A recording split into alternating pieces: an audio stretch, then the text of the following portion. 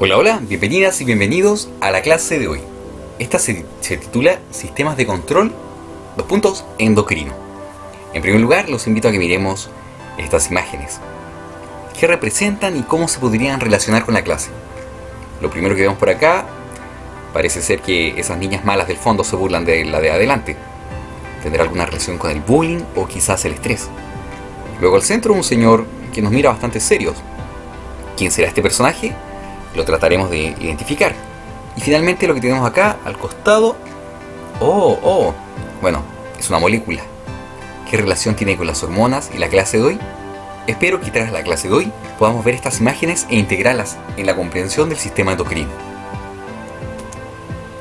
Como aprendizaje esperado, pretendo que ustedes sean capaces de entender en parte cómo el cuerpo es capaz de comunicar distintas estructuras dentro de sí. En particular, conocer cómo son los elementos de la comunicación química. Los contenidos. La clase se divide en tres partes. Primero hablaremos de la comunicación química, glándulas, hormonas, tejidos blancos o dianas. También abordaremos, de alguna forma, los mecanismos celulares de la acción de las hormonas en animales. Luego hablaremos sobre el control neuroendocrino y sistemas de retroalimentación, para finalizar con disrupción endocrina y hablar un poco del estrés. Para comenzar, quiero que veamos el siguiente comercial.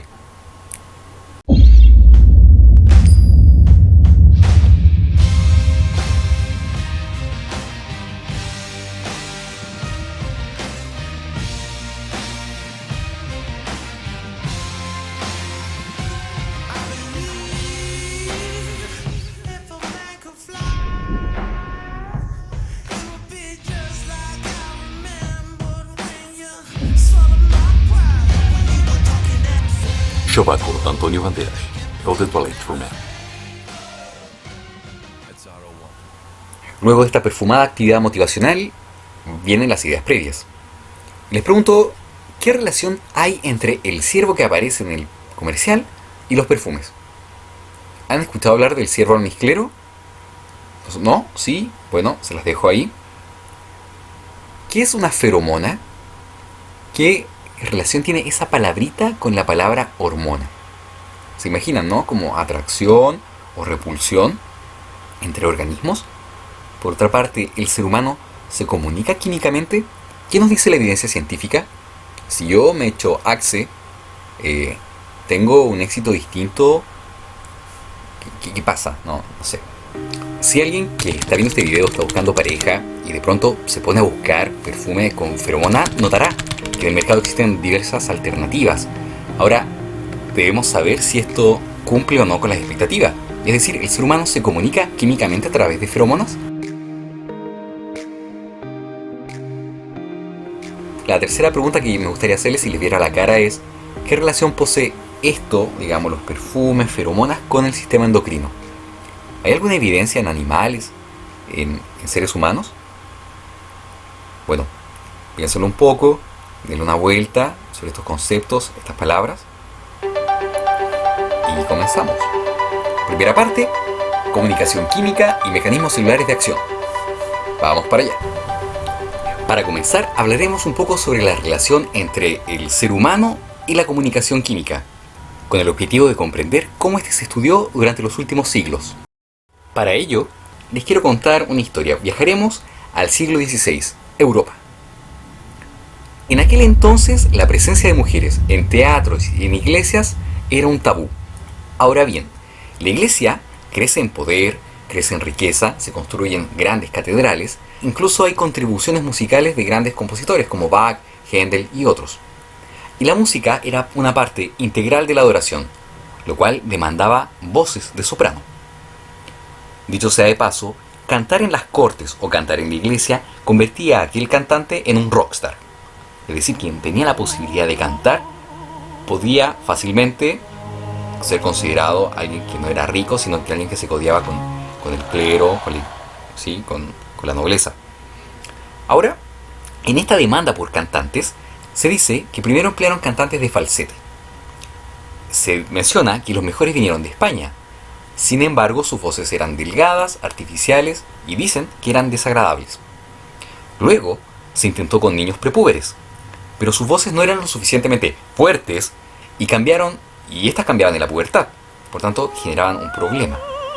Hacia finales del 1500 se utilizó jóvenes castrados, sí, jóvenes castrados, los cuales presentaban voces ideales para las partes de soprano. Ahora, ustedes se preguntarán, ¿a quién se le ocurrió ocupar a alguien castrado para cantar? Se piensa que esto pudo ser un hecho fortuito después de una orquiectomía, es decir, la extracción de los testículos de un individuo.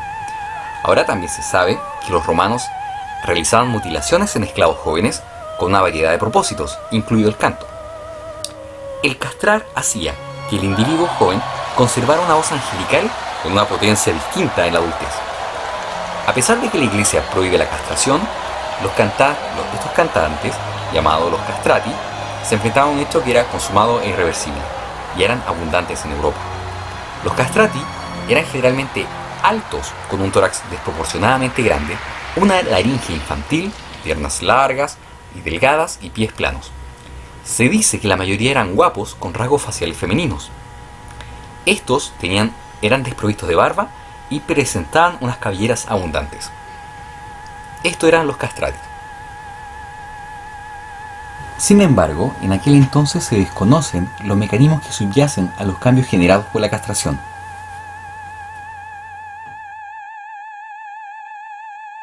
Para comenzar a comprender cómo es el desarrollo del conocimiento de la endocrinología, tenemos que remontarnos a mediados del siglo XIX. Durante este periodo se desarrollan diversas actividades experimentales que permiten comprender la generación de fluidos corporales en diversas situaciones. En primer lugar, quiero que miremos este experimento con aves, el de Adolf Arnold, llamámosle Arnold. Si notamos, él desarrolla unos experimentos con pollitos. Hay tres grupos, grupo 1, grupo 2 y grupo 3. El grupo 1 consiste en individuos a los cuales se extrajeron los testículos. El grupo 2 es sujeto a una extracción y luego una reimplantación de sus testículos. Y el grupo 3 comprende el intercambio de testículos en pollitos. Como pueden notar en las imágenes, solamente los últimos dos grupos generan individuos adultos con caracteres sexuales secundarios, propios de los machos. ¿Qué quiere decir este experimento? Probablemente el autor de este experimento no tiene idea de las hormonas. De hecho, el concepto hormona surge algo así como 50 años más tarde.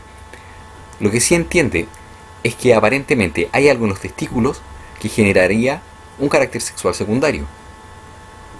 Otro conocimiento que surge a mediados del siglo XIX es el concepto de secreción y medio interno, el cual da cuenta de que en el interior del organismo estarían ocurriendo procesos que no son visibles desde el exterior y que probablemente algunos órganos cumplen ciertas funciones secretoras.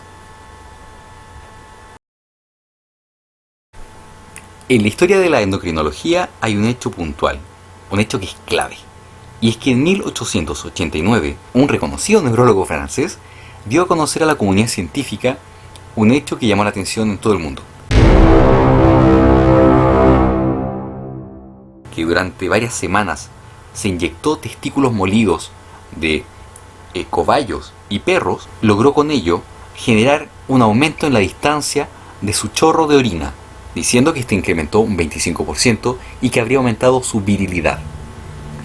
Este hecho generó en todo el mundo una gran movilización de científicos que trataron de buscar el efecto de la inyección de macerados de órganos en pacientes. Con ello se dio lugar a algo conocido como la organoterapia. A pesar de que la organoterapia no tenía grandes efectos y que en muchos casos hubo lo que se conoce como efecto placebo, no obstante, en 1891 se logra por primera vez curar a alguien con organoterapia. El hecho particular consistió en sanar a una mujer de su hipotiroidismo gracias a la inyección de extractos de tiroides de ovejas. A pesar de todos los avances que se observaron durante finales del siglo XIX, aún se estaba muy lejos de comprender qué estaba ocurriendo en efecto con estas secreciones corporales. Los invito a que revisemos lo que ocurrió durante los primeros 5 años del siglo XX.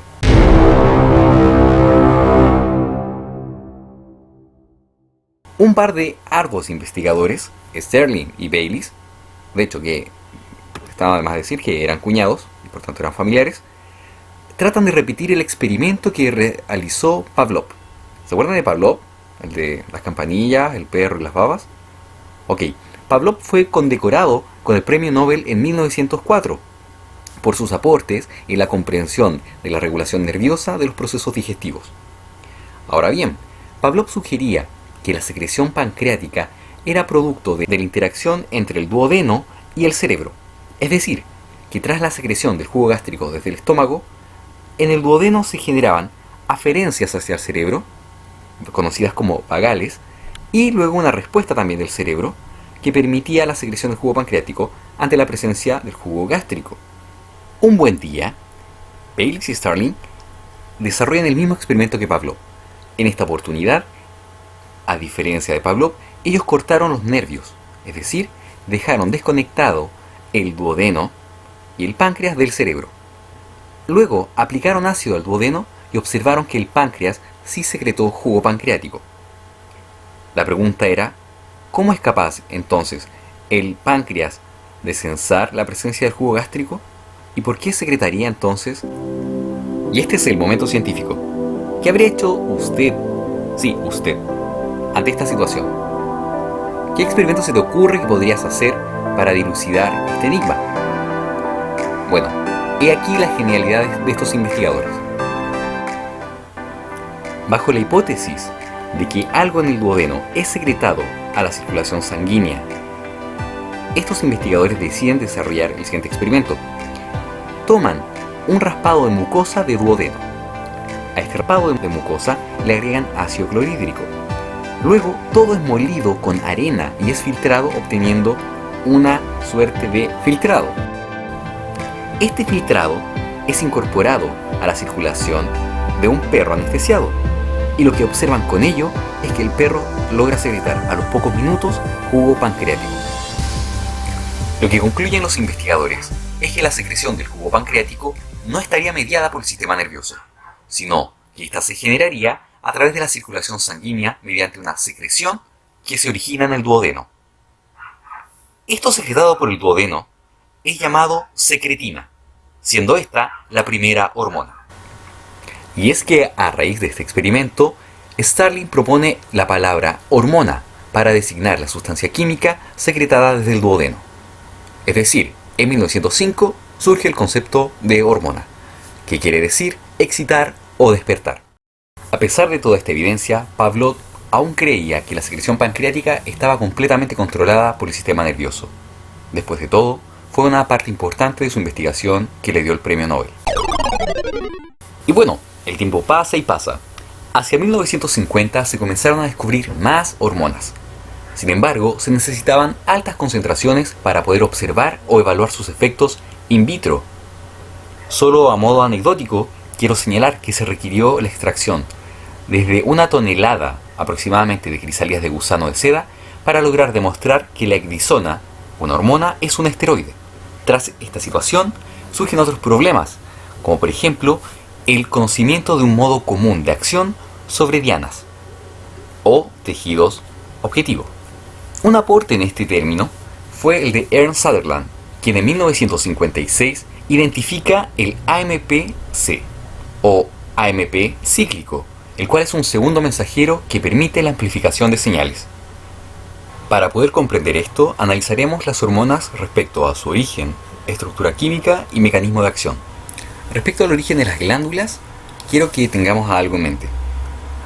No es similar el sistema endocrino al circulatorio o al respiratorio o al digestivo. ¿Recuerdan cuando eran pequeños y hacían un sistema digestivo de plasticina? Bueno, nunca hicieron un endocrino de plasticina. Y es que el sistema endocrino, si es que así le podemos llamar, está compuesto por glándulas o tejido especializado en la secreción que se encuentra disperso en el cuerpo. A veces es posible identificar órganos que cumplen una función endocrina compleja, como el páncreas, que tiene función endocrina y exocrina. Esto quiere decir que secretan tanto a la sangre como al exterior del cuerpo, entre paréntesis, el tubo digestivo. Pero también existen células que poseen función endocrina, como por ejemplo las que están presentes en el duodeno y permiten la secreción de secretina. Así podemos notar en una imagen, esta imagen es del libro El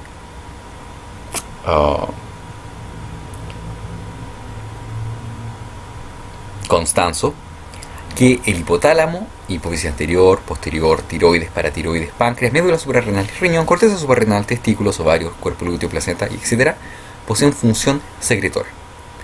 Nosotros podríamos clasificar y hablar de las hormonas en términos de su origen, pero necesito que ustedes simplemente las miren. Es relevante quizás comprender la función dependiendo del contexto. Es decir, tenemos que tener ultra super claro que el hipotálamo es un centro que va a permitir la regulación de una serie de procesos que son arriba abajo o bien posteriores.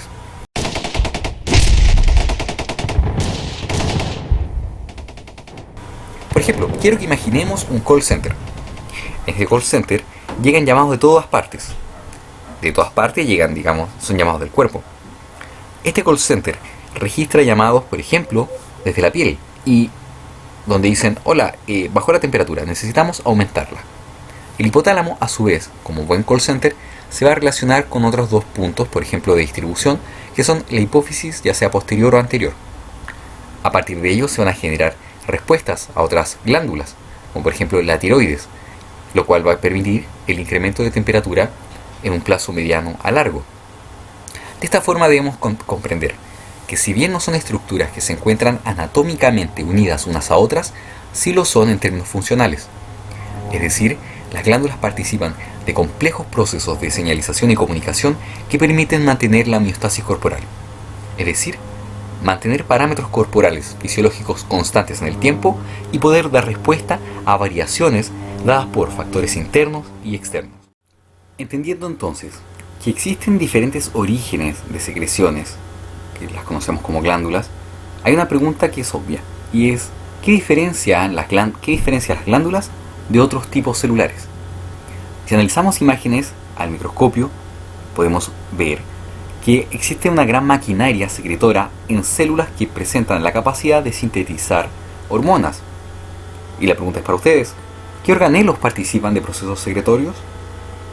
Bien, el retículo endoplasmático y el aparato de Golgi. Básicamente, si analizamos al microscopio glándulas, podríamos observar con gran facilidad la existencia de estos organelos en esas células. Cuando hablamos del origen de las hormonas, también nos podemos preguntar cómo son clasificadas en función de la distancia a la cual se encuentra su diana. Debemos tener presente que diana consiste en el tejido que va a recibir la hormona. Cuando la comunicación es muy cercana, tan cercana que la misma hormona es secretada e identificada por una célula, se conoce como secreción autocrina, es decir, la misma célula emite el mensaje y lo recibe. Una secreción del tipo paracrina sería aquella que se observa entre dos estructuras adyacentes, es decir, una muy cerca de la otra. Es como que ustedes gritan por la ventana y el vecino escucha el mensaje. ¡Milhouse! ¿Qué? ¡Dile a Bart que venga aquí! Creo que está con Nelson. ¿Quién es Nelson? Una secreción del tipo endocrino es aquella en la cual la hormona es liberada al torrente sanguíneo. Y una secreción exocrina es aquella que es depositada fuera del cuerpo. Debemos tener muy presente que incluso el tracto digestivo es considerado fuera del cuerpo, imaginando que es un tubo dentro de un tubo. Respecto a la estructura química de las hormonas, la verdad es que no existe un patrón común. Sí podemos decir que existen al menos tres grandes tipos de ellas. Primer grupo, catecolaminas. Ahí podemos ver el grupo catecol. Segundo, peptídicas o proteicas. Podemos ver una secuencia de aminoácidos que la compone. Y esteroides, que en su mayoría son derivados del colesterol. Si analizamos un poco más, ejemplo de catecolaminas son la epinefrina, también conocida como adrenalina, la norepinefrina, como pueden ver la diferencia es muy pequeña en términos de la estructura, y la dopamina. La tirosina es un aminoácido y precursor de estas hormonas. ¿Alguien podría identificar en sus casas la función de alguna de estas hormonas? Bien, eso queda pendiente. Sería una lata de clase ir una a una.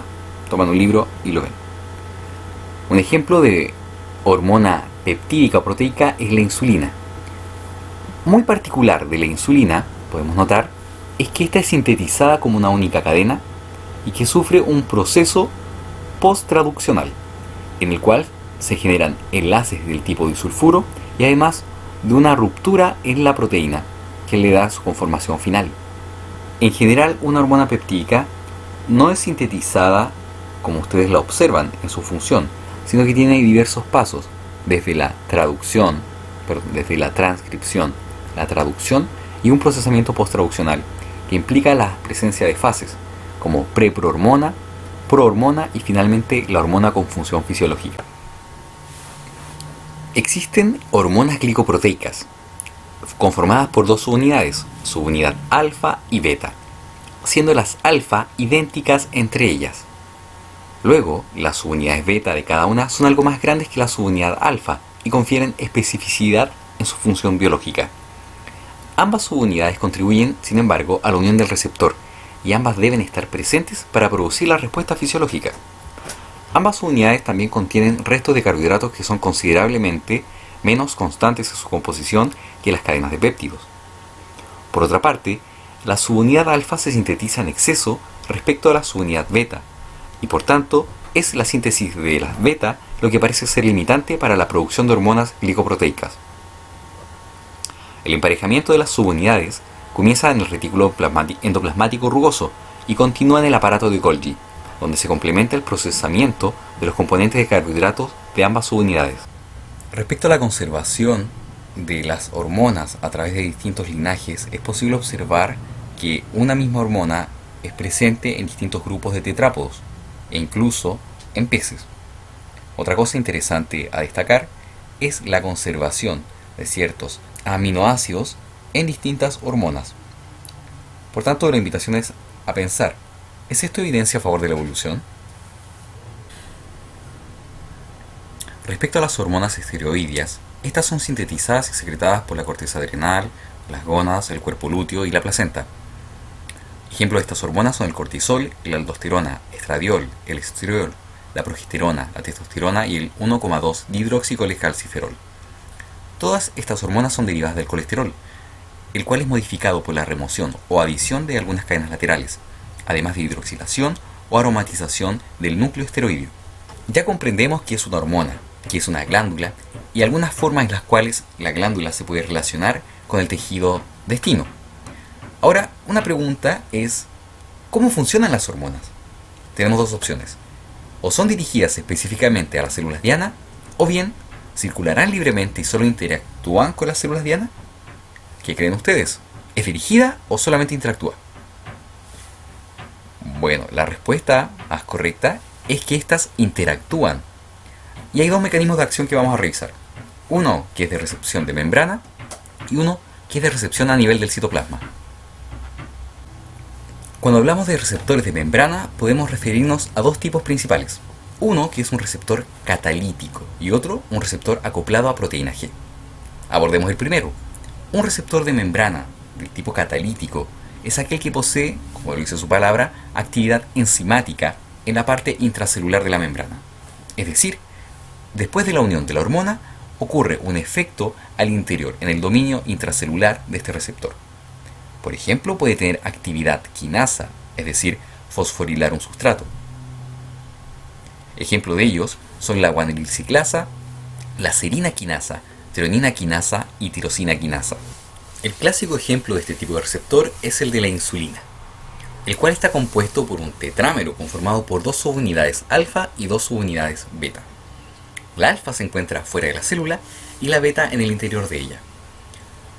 Cuando la insulina se une a la subunidad alfa, se produce un cambio conformacional en el receptor. Este cambio permite la activación de la tirosina quinasa en la subunidad beta, el cual incluso puede fosforilar a sí misma, en un proceso conocido como autofosforilación. La tirosina quinasa activada puede fosforilar varias otras proteínas o enzimas que están involucradas en acciones fisiológicas de la insulina, las cuales pueden incluir quinasas, fosfatasas, fosfolipasas e incluso proteína G. Luego, el receptor de insulina es endocitado y lo que puede ocurrir ahora es el almacenamiento, su proteólisis o bien puede ser reutilizada. Por otra parte, receptores de membrana acoplados a proteína G y proteínas efectoras son principalmente aquella que posee la actividad de adenilil ciclasa y fosfolipasa C. Podemos ver que estos mecanismos de recepción de membrana son ampliamente presentes en las hormonas secretadas por la adenohipófisis y por la neurohipófisis, así también como hormonas esteroideas y catecolamina. El mecanismo del AMP cíclico y de la adenilil ciclasa es utilizado por muchos sistemas hormonales. Este mecanismo involucra la unión de una hormona a un receptor. Este receptor está acoplado a una proteína G, la cual puede ser estimulante o inhibitoria. Y luego le sigue la activación de la adenilil ciclasa, la cual va a dirigir un incremento o un decrecimiento de los niveles de AMP cíclico intracelulares. Esta molécula, el AMP cíclico, es un segundo mensajero. Esto quiere decir que permite amplificar una señal hormonal y producir un final efecto fisiológico.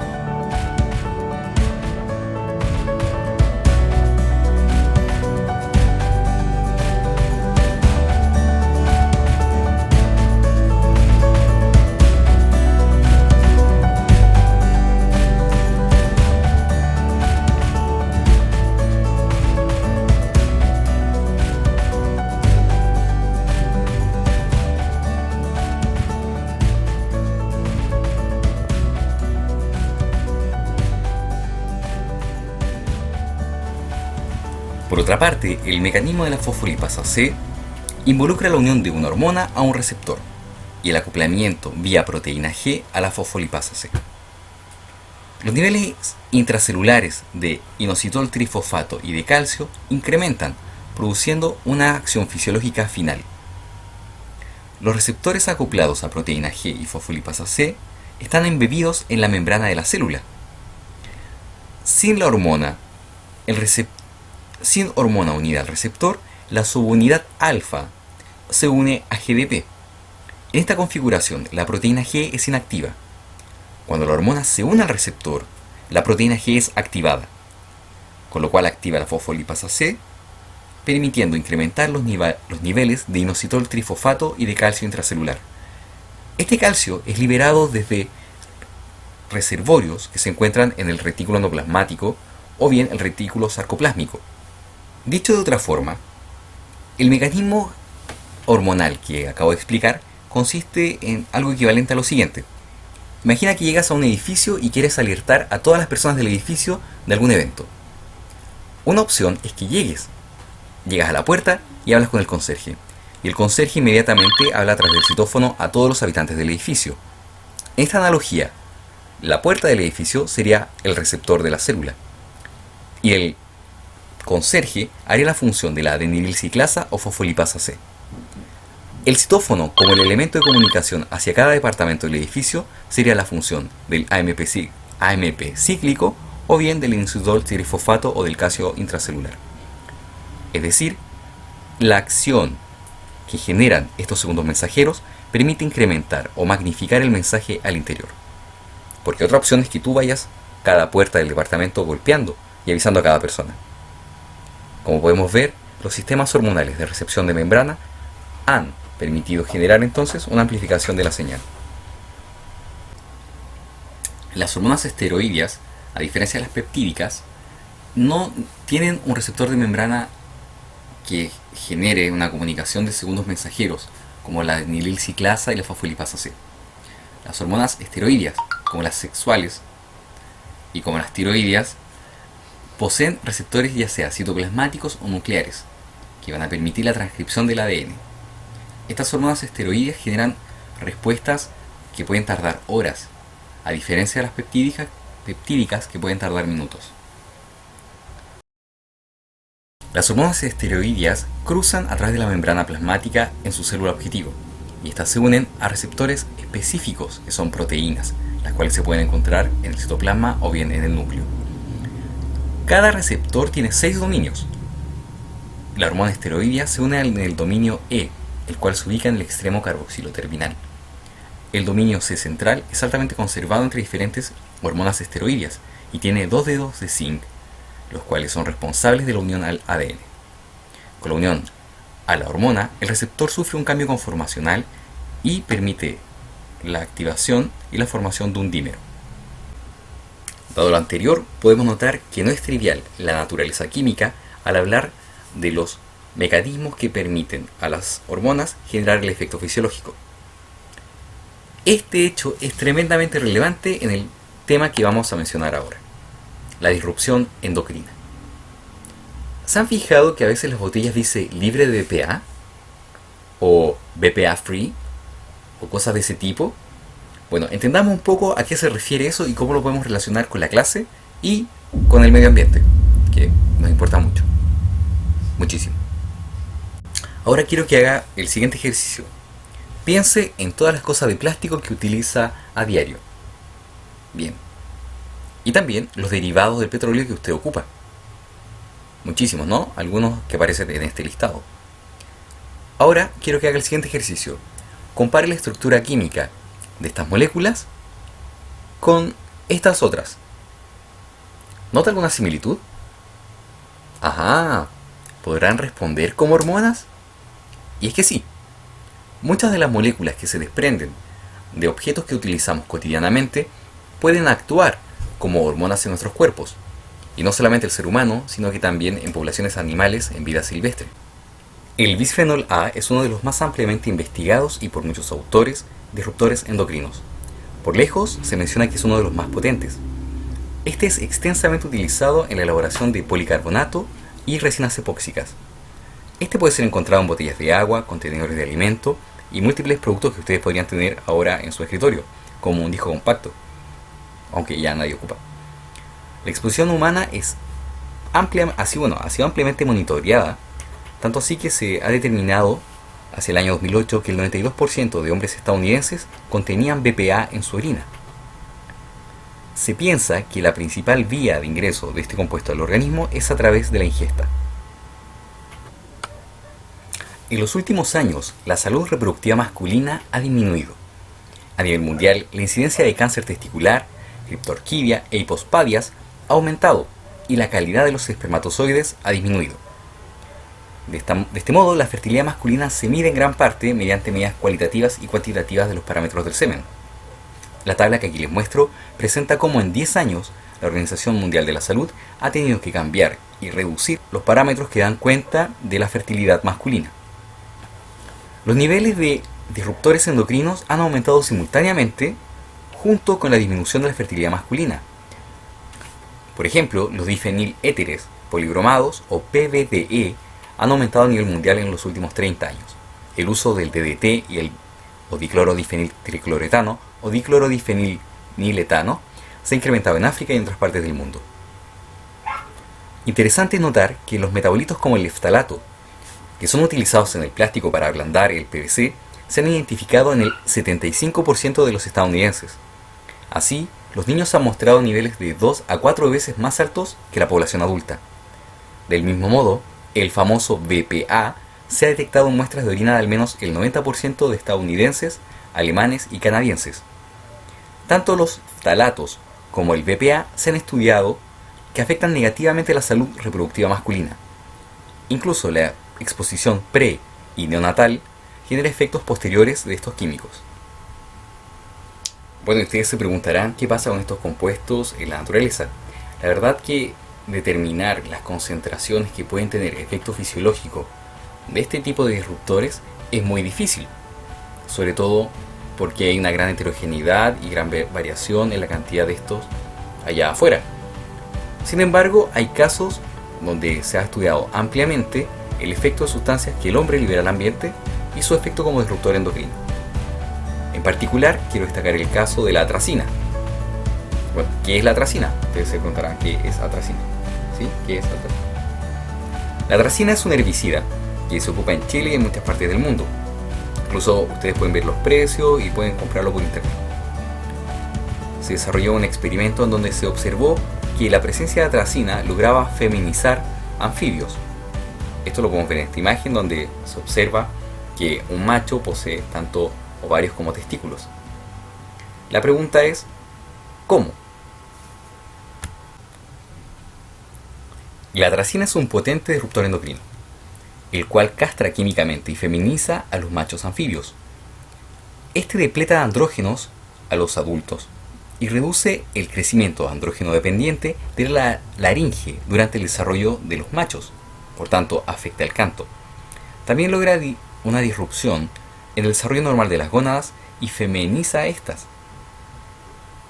Las malformaciones inducidas por la atracina incluyen hermafroditismo y machos con múltiples testículos, lo cual es conocido como poligonadismo. Es tal el efecto de la atracina que éste puede actuar en concentraciones tan bajas como 0,1 parte por billón. Se ha propuesto que las malformaciones inducidas por la atracina resultan de la depresión de andrógenos y de la producción de estrógenos, la cual estaría generada por una enzima llamada aromatasa. Una situación totalmente opuesta se observa en moluscos. Se ha visto que existe disrupción endocrina en poblaciones de invertebrados marinos, y en particular se ha visto un fenómeno en áreas contaminadas con compuestos llamados organoestánicos. Me refiero a un síndrome llamado imposex, el cual se observa en gasterópodos marinos. Este síndrome consiste en la imposición de caracteres sexuales masculinos, como el pene o el conducto deferente en individuos femeninos. Un investigador llamado Smith en 1971, en un estudio de ambigüedad sexual en moluscos, introdujo el término imposex, luego que a través de unos informes se le observara un tejido similar al pene detrás del tentáculo derecho de gasterópodos femeninos. La investigación adicional indicó que cierto biocida presente en los barcos, un anti-incrustante tributil estaño, que ha sido aplicado intensamente, habría generado este efecto. Hacia 1991, el problema del imposex, es decir, la masculinización de hembras, ya habría sido reportado para 132 especies. Este número aumentó a 192 especies en 2005. El último informe extensivo elevó esta cifra a 268 especies en 2009. Por otro lado, algunos autores indican que hay unas 42 especies de gasterópodos que no desarrollan masculinización cuando se exponen a este compuesto. Al parecer, existe cierta sensibilidad diferencial, lo cual estaría dado por la filogenia y los hábitos alimenticios de estas especies. Existen, al respecto, muchas teorías para poder explicar la ocurrencia de esta disrupción endocrina. Sin embargo, el mecanismo no se encuentra explicado hasta el día de hoy. Otro tipo de moléculas son las organotinas, los cuales son un tipo de contaminante descritos como compuestos organometálicos. Estos son usados por varios aspectos de la industria, como desinfectantes de agua o para refrigeración industrial. También son utilizados como pesticidas o biocidas antiincrustantes, así también como preservantes de madera. Estos poseen una naturaleza que es hidrofóbica. Ahora, ¿qué consecuencia tendrá esto en el organismo? Bueno, es que son fácilmente acumulables en las cadenas tróficas, por cuanto no se eliminan a través de la orina, sino que se preservan en las grasas de los animales. En los mamíferos, la administración de organotinas tiene, a diferentes dosis, tiene diversas consecuencias morfológicas y funcionales. Por ejemplo, se han visto cambios en el control de la función endocrina, como el metabolismo, dado que las organotinas tienen como tejido objetivo, entre comillas, el hipotálamo, la hipófisis, el páncreas, gónadas, tejido adiposo, glándulas adrenales e incluso glándulas tiroideas. Por tanto, al parecer generan un efecto global en el organismo. Es bien conocido además que las organotinas pueden inducir una disrupción endocrina a través de la interacción con reguladores transcripcionales, tales como por ejemplo son los receptores esteroidales. Ahora hablaremos sobre el estrés. ¿Han dicho alguna vez estoy estresado? ¿Han escuchado a alguna persona decir sí, estoy un poco estresado por tal situación? Bien, vamos a entender cuál es el mecanismo que subyace a este fenómeno que es tremendamente común en nuestras vidas cotidianas, en la naturaleza y en el aula escolar. Para comenzar, debemos entender un poco que la palabra estrés deriva del griego stringere, que significa provocar tensión. Y podemos pensar que múltiples aspectos de nuestra vida cotidiana pueden generar ciertas tensiones. Analicemos un poco el origen del estrés. Bueno, la primera persona estresada fue Aristóteles. No, todos esperarían eso, ¿cierto? Aristóteles siempre fue algo, pero no. Dejemos mucho más adelante y nos venimos al siglo XX. Un médico, Hans Seil, en su tesis aborda lo que es conocido como el síndrome general de adaptación. ¿En qué consiste esto? Seil tomaba roedores y les inyectaba extractos ováricos, extractos hepáticos, formalina, los sometía a temperaturas extremas e incluso traumatismos. Él observaba que independientemente del factor al cual sometía a los roedores, en todos ellos se observaban comunes denominadores. Por ejemplo, él veía que existía una hipertrofia de la corteza adrenal o que aparecían úlceras gástricas y duodenales. Este investigador da cuenta que no importa a qué era sometido un roedor, siempre llegaba a las mismas consecuencias. Él domina este síndrome como síndrome general de adaptación en 1936. Finalmente, en 1950, él denomina este conjunto de factores estresores. Por tanto, podemos notar que existen el estrés, que es la respuesta a la presencia de diferentes agentes estresores que actúan como estímulos. Un estresor podría ser un golpe, la inyección de alguna sustancia, así como una situación psicológica particular. Específicamente, el síndrome general de adaptación, bajo este investigador, fue definido como que el estrés es la respuesta no específica del organismo a toda demanda que se le haga. Es decir, ahora ustedes podrían estar muy estresados pensando en la prueba en la cual van a entrar los contenidos de esta clase. Para efectos de unificar o formalizar el conocimiento, les cuento que la Organización Mundial de la Salud denomina el estrés como el conjunto de reacciones fisiológicas que prepara el organismo para la acción. Es decir, bueno, la verdad es que el estrés no es del todo malo. Es más, se considera que algo de estrés es esencial e incluso saludable, y que habría una cantidad de estrés que es óptima, y demasiado estrés sería dañino. Vamos con algunos términos. El eustrés se considera como el buen estrés, el cual es necesario en una cantidad mínima, no es dañino y es esencial para la vida, el crecimiento e incluso la sobrevivencia. Imagínense ese estrés que nos permite de pronto evadir una micro que nos podía haber atropellado, o bien nos permite adaptarnos a nuevos cambios, por ejemplo, una nueva sala de clases, nuevos compañeros, una nueva asignatura que afrontar. Por otra parte, existe el distrés. El distrés se considera un mal estrés, pues es dañino y patológico. Este incluso es acumulable y genera daños en el cuerpo. Seil incluso denomina algunas fases del síndrome general de adaptación. Como podemos ver, existe una instancia de alarma en el cual el organismo afronta el desafío del estresor.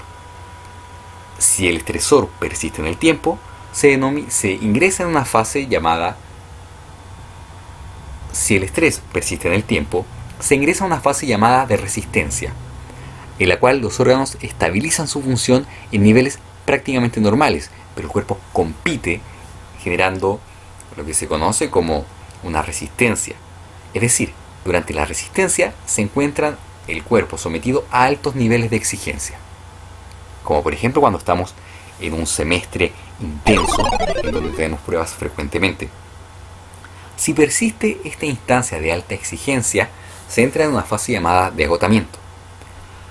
En esta etapa puede culminar con la muerte. En ella pueden ocurrir diversos daños en el organismo que vamos a revisar en breve. Las manifestaciones del agotamiento pueden darse de manera física, psicológicas e incluso en la conducta. ¿Qué piensan ustedes? ¿Podrían haber entonces una temporalidad en el estrés? Es decir, estrés a corto plazo o a largo plazo. La verdad es que se menciona que existirían secuencias de procesos fisiológicos asociados al estrés, e incluso las respuestas corporales son distintas. Existe el estrés agudo y el estrés crónico. Vamos con ejemplo. Vamos con algún ejemplo. Podríamos pensar en un perro que sale ladrando de una casa. Eso sería un estrés agudo. O casi accidentarse en un vehículo. Sería estrés agudo. Por otra parte, un estrés crónico implicaría, por ejemplo, una situación de desempleo, en donde continuamente la persona está con el problema en mente del trabajo o un problema familiar. Cuando se hablan de estrés a corto plazo o una respuesta aguda ante el estrés, nos vamos a referir a algo que fue acuñado durante el siglo XX, que es el fight or flight, es decir, el pelear o escapar, el pelear o volar. Esta respuesta al estrés agudo, en la cual el organismo se defiende o escapa, está dada por una relación simpático-adrenomedular. ¿Qué quiere decir simpatoadrenomedular? En resumidas cuentas, porque aún no hemos tenido la clase de sistema nervioso, le menciono que el sistema nervioso puede dividirse en ramas del sistema nervioso autónomo, es decir, un sistema nervioso que no depende de su conciencia. Este sistema nervioso autónomo, en particular la rama simpática, conecta el cerebro con las glándulas suprarrenales. Es decir, tú vas a percibir, tus ojos van a escuchar el peligro, tus ojos van a ver el peligro, tus oídos van a escuchar el peligro. Y de pronto hay una respuesta desde el cerebro a las glándulas suprarrenales mediante el sistema nervioso. Luego, estas glándulas suprarrenales, en particular su médula, secretan una hormona que genera una respuesta en todo el cuerpo. Y esta es la adrenalina, la cual incrementa la frecuencia cardíaca, aumenta la presión arterial, la frecuencia ventilatoria, y con ello se permite que el individuo pueda escapar. Estas respuestas de la adrenalina actúan a nivel de percepción de receptores de membrana. Las consecuencias pueden ser, por ejemplo, la contracción de los vasos sanguíneos o la dilatación dependiendo del tipo de receptor, así como también la utilización de reservas energéticas. Si el estresor persiste en el tiempo, se genera una respuesta distinta denominada estrés crónico. El estrés crónico presenta una respuesta totalmente distinta, incluso en términos de los elementos del sistema endocrino. En ella, desde la adenohipófisis, se secretan unas hormonas, las adrenocorticotrofinas, que van a estimular a nivel de las glándulas suprarrenal la liberación de cortisol, que es nuestra hormona de estrés crónico. Esta hormona de estrés crónico presenta un feedback negativo, es decir, una retroalimentación negativa, y tiene diversas consecuencias en el organismo. Por ejemplo, va a incrementar la gluconeogénesis hepática, va a aumentar la resistencia celular a la insulina, estimula la lipólisis y, entre otras cosas, por ejemplo, inhibe el crecimiento longitudinal y la maduración esquelética en los niños. Altera la memoria y la capacidad de concentración. Por otra parte, disminuye la respuesta inmune. Podemos ver que los altos niveles de cortisol en el organismo generan consecuencias negativas. Por tanto, esa etapa de resistencia del estrés, en donde se toleraban o se tenían altos niveles de exigencia, si persiste en el tiempo, es el efecto del cortisol quien genera el daño en el organismo. El cortisol, a su vez, es una estructura molecular lipofílica.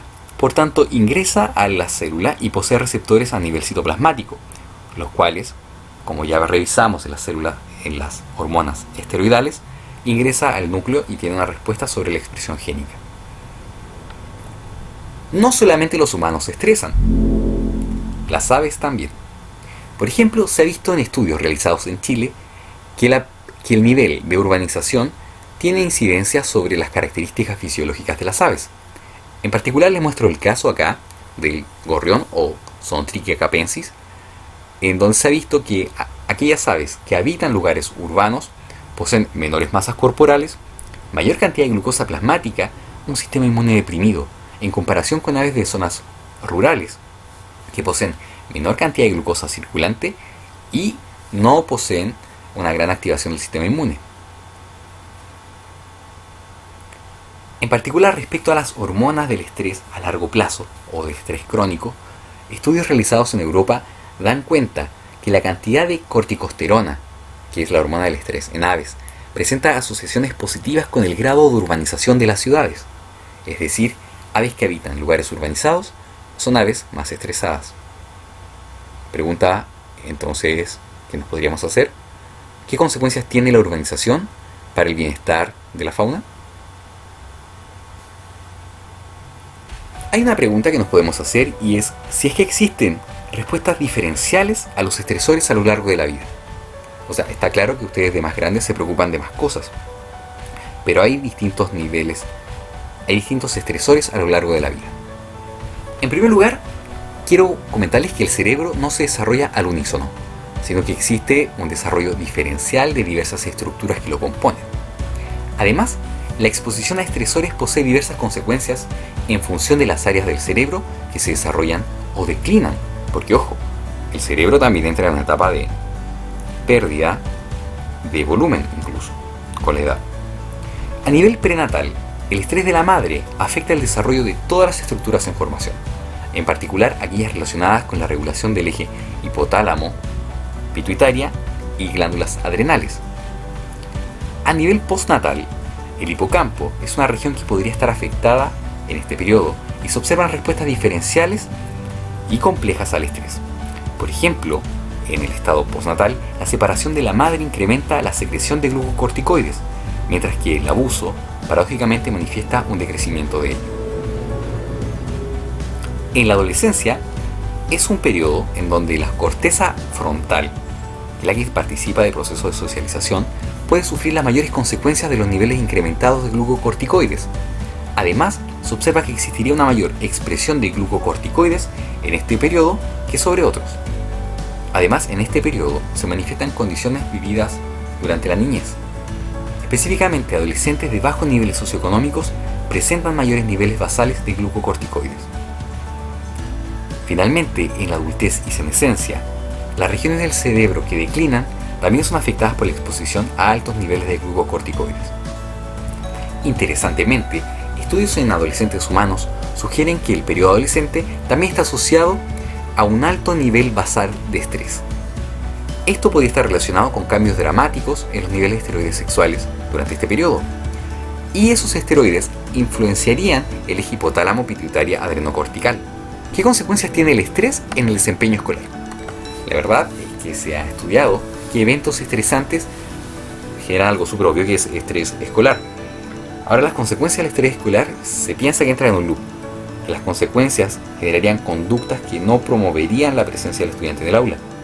En particular, hechos de violencia, el consumo de alcohol y drogas, así como que el estrés podría generar ciertas psicopatologías como estados depresivos, estados ansiosos o angustiosos.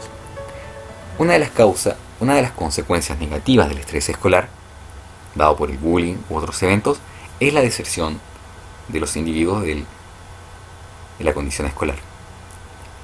Solo como reflexión final, les quiero dejar que 3 de cada 4 niños chilenos declara que en su casa hay situaciones de violencia física y o psicológica, y 1 de cada 10 niños chilenos reporta haber sido víctima de abuso sexual.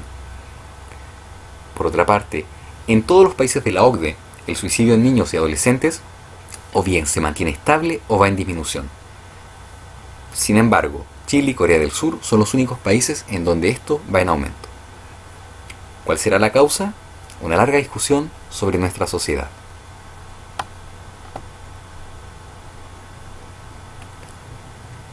Les dejo como una pregunta: ¿en qué otras situaciones del desempeño docente se podría observar la implicancia de las hormonas?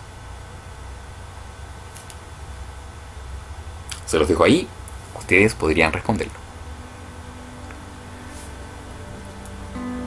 En resumen, podemos decir que el ser humano, más allá de la inherente relación que posee con el sistema endocrino, históricamente ha manipulado aspectos relacionados con su función. Luego, en el intento por comprender fenómenos cotidianos y satisfacer requerimientos de la vanidad, del bienestar y la curiosidad, logró identificar pequeños componentes en baja concentración, que explicaron la generación de forma y función. Otra historia más compleja son los mecanismos de acción, los cuales guardan estrecha relación con la química y la composición. Final y lamentablemente, la similitud entre las hormonas y diversos productos de nuestras acciones, como podemos ver, generan efectos adversos en diversas poblaciones. Bien, esperando que haya quedado todo medianamente claro y que se hayan cumplido los objetivos de esta clase, les quiero dejar al final de ella las referencias y cualquier comentario al correo. Eso, que estén muy bien. Muchas gracias. Chao, chao.